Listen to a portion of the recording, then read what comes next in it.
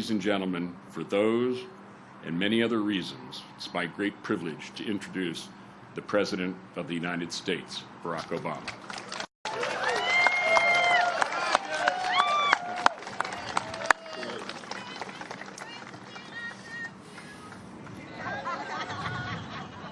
I love you back. Good morning. Scripture tells us, let not steadfast love and faithfulness forsake you.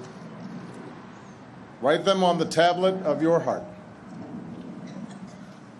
Secretary Carter, Chairman Dunford, outstanding members of our armed forces, and most of all, survivors of that September day and the families of those we lost.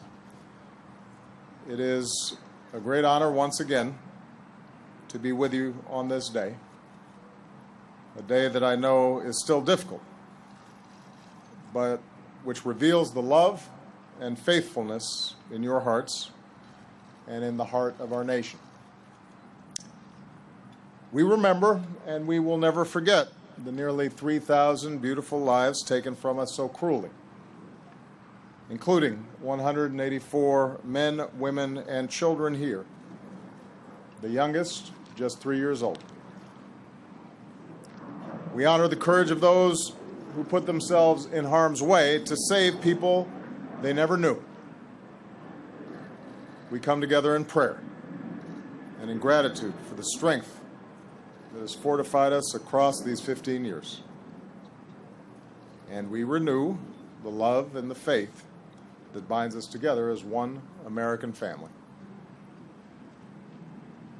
15 years may seem like a long time, but for the families who lost a piece of their heart that day, I imagine it can seem like just yesterday. Perhaps it's the memory of a last kiss given to a spouse, or the last goodbye to a mother or father, a sister or brother.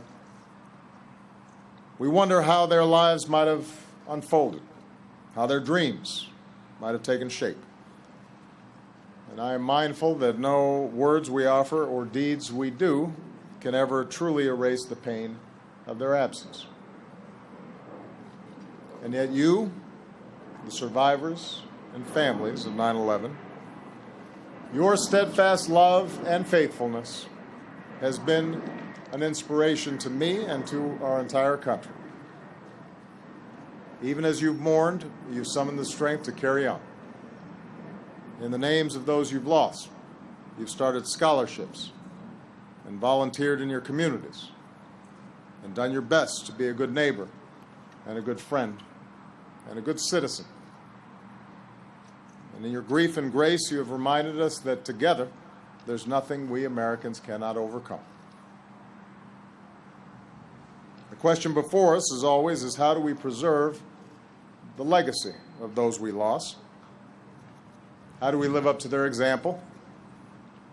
And how do we keep their spirit alive in our own hearts?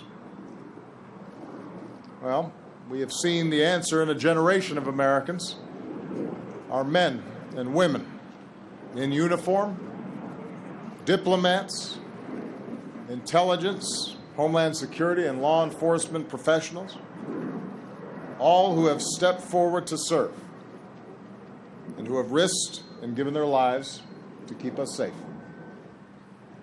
Thanks to their extraordinary service, we've dealt devastating blows to al-Qaeda. We've delivered justice to Osama bin Laden. We've strengthened our homeland security. We've prevented attacks. We've saved lives. We resolve to continue doing everything in our power to protect this country that we love. And today we once again pay tribute to these patriots, both military and civilian, who serve in our name, including those far away from home in Afghanistan and Iraq. Perhaps most of all, we stay true to the spirit of this day by defending not only our country, but also our ideals. 15 years into this fight, the threat has evolved. With our stronger defenses, terrorists often attempt attacks on a smaller but still deadly scale. Hateful ideologies urge people in their own country to commit unspeakable violence. We've mourned the loss of innocents from Boston to San Bernardino to Orlando. Groups like Al-Qaeda, like ISIL, know that they will never be able to defeat a nation as great and as strong as America, so instead they try to terrorize in the hopes that they can stoke enough fear that we turn on each other, and that we change who we are or how we live. And that's why it is so important today that we reaffirm our character as a nation. People drawn from every corner of the world, every color, every religion, every background, bound by a creed as old as our founding. E pluribus unum. Out of many, we are one. For we know that our diversity, our patchwork heritage, is not a weakness. It is still and always will be one of our greatest strengths. This is the America that was attacked that September morning. This is the America that we must remain true to. Across our country today, Americans are coming together in service and remembrance. We run our fingers over the names and memorial benches here at the Pentagon. We walk the hallowed grounds of a Pennsylvania field. We look up at a gleaming tower that pierces the New York City skyline.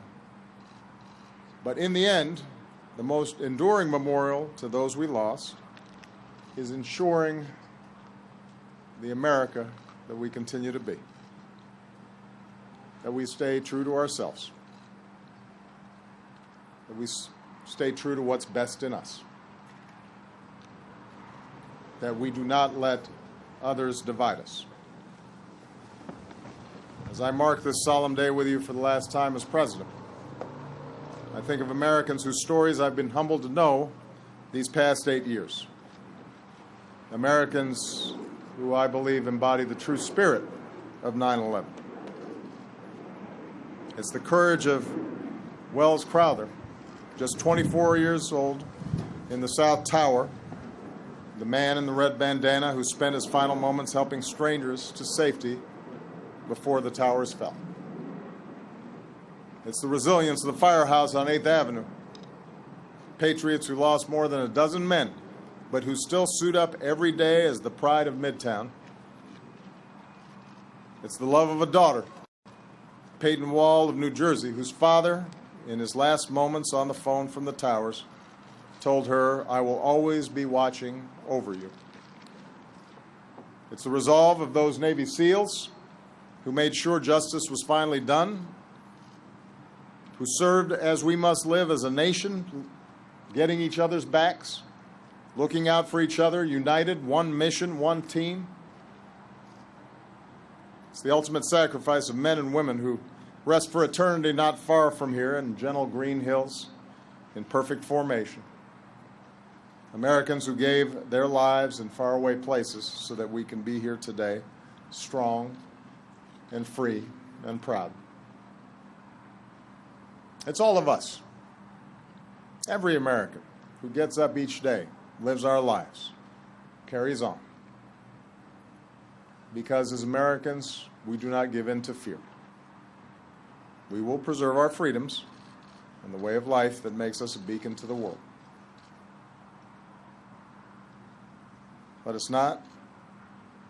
Let not steadfast love and faithfulness forsake you. Write them on the tablet of your heart. In how we conduct ourselves as individuals and as a nation, we have the opportunity each and every day to live up to the sacrifice of those heroes that we lost.